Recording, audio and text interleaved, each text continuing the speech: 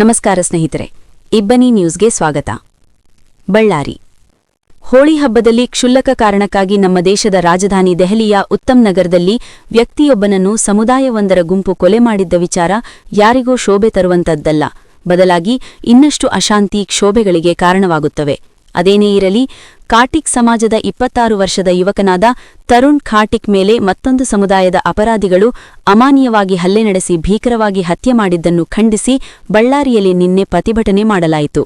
ಬಳ್ಳಾರಿ ಜಿಲ್ಲೆಯ ಕಾಟಿಕ್ ಸಮಾಜ ಮತ್ತು ಹಿಂದೂ ಪರ ಸಮುದಾಯದವರು ಸೇರಿ ಸಂಜೆ 7ರಂದು ಕಪ್ಪು ಪಟ್ಟಿ ಧರಿಸಿ ಕೊಲೆಗಾರರನ್ನು ಬಂಧಿಸಿ ಕಠಿಣ ಶಿಕ್ಷೆಗೊಳಪಡಬೇಕೆಂದು ಒತ್ತಾಯಿಸಿದರು.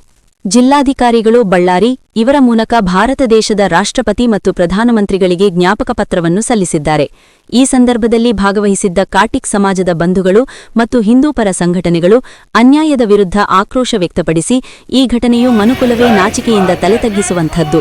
ಇಂತಹ ಘಟನೆಗಳು ಇತರೆ ಸಮುದಾಯಗಳ ಮೇಲೆ ಗಂಭೀರವಾದ ಪರಿಣಾಮ ಬೀರೆಯುವಂತಾಗುತ್ತವೆ. ತಪ್ಪಿತಸ್ಥರನ್ನು ಮುಲಾಜಿಲ್ಲದೆ ಶಿಕ್ಷೆಗೊಳಪಡಿಸಬೇಕು. ಹತ್ಯೆಯಾದ ತರುಣ್ ಖಾಟಿಕ್ ಆತ್ಮಕ್ಕೆ ಶಾಂತಿ ಸಿಗಬೇಕು ಎಂದು ಮೇಣದ ಬತ್ತಿ ಹಿಡಿದು ಪ್ರಾರ್ಥಿಸಿದರು. ಈ ಸಂದರ್ಭದಲ್ಲಿ ಸಮಾಜದ ಹಿರಿಯರೂ ಆದ ತಾರಾನಾಥ್, ಉಗಮರಾವ್, ವಿಎನ್ ರಾಜ್, ಕಾಶಿರಾವ್, ಸುನೀಲ್, ಮಲ್ಲೇಶ್, ಕಟ್ಟಿಗೆಸೂರಿ, ಶಂಕರ್, ಉದಯ್, ಸುಭಾಷ್, ಭಾಸ್ಕರ್, ಲೋಕೇಶ್ ಮತ್ತಿತರಿದ್ದರು.